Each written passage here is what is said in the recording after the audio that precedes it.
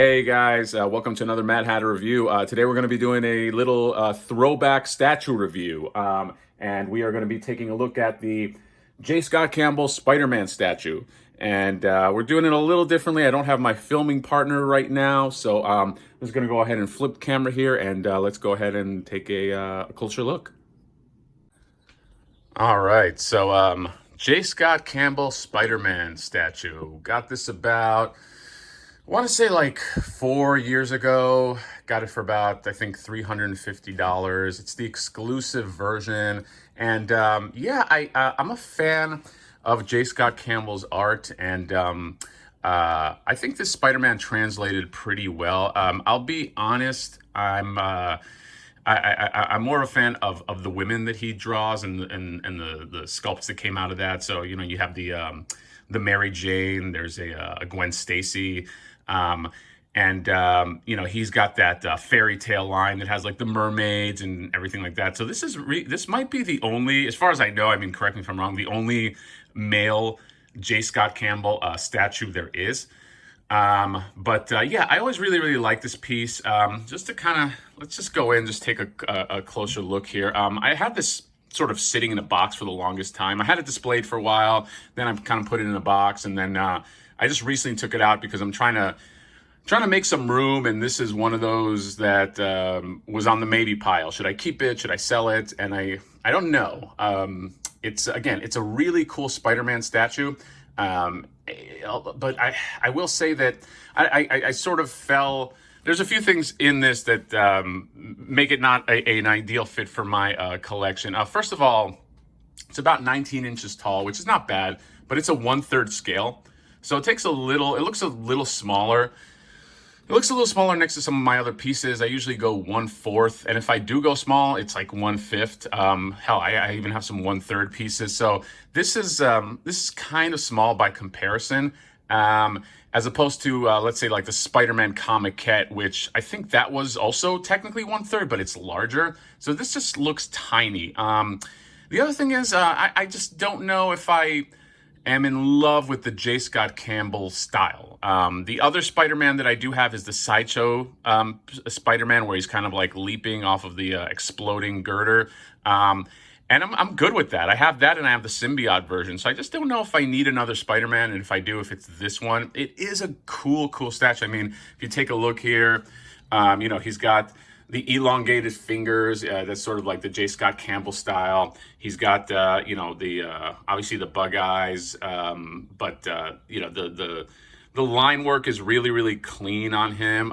The shadowing is really cool. I like the ridges, sort of the cloth ridges on his knee, and he sits flush. He sits flush in a really cool way to the base. The base is really cool too. It's got looks like it's just some like J. Scott Campbell art, and then the rest is just kind of like, you know, your standard wall. And it's cut in this kind of strange way too, which is, I don't know. It's fine. He's a little thin for my taste. I mean, you know, Spider-Man has always been thin, but he looks gaunt to me. But yeah, look, if you're a J. Scott Campbell fan, this might be a must. If I had the Mary Jane and the Gwen Stacy, maybe I'd get that, or maybe I'd keep it.